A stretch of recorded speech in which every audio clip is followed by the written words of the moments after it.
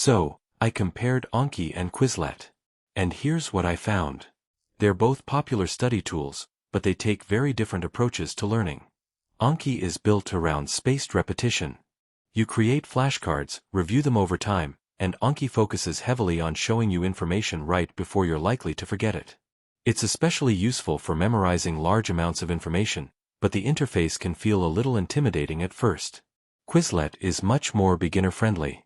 It gives you flashcards, practice tests, games, and different study modes, so it's easier to jump in and start learning.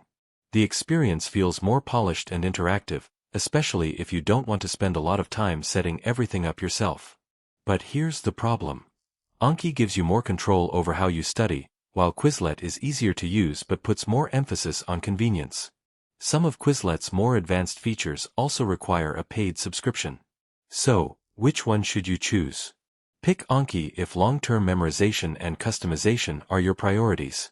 Choose Quizlet if you want something simple, visual, and easy to get started with. Basically, Anki is the better choice for serious spaced repetition studying, while Quizlet is probably better for casual learners and students who want a smoother experience. Thanks for watching. Don't forget to like and subscribe for more videos.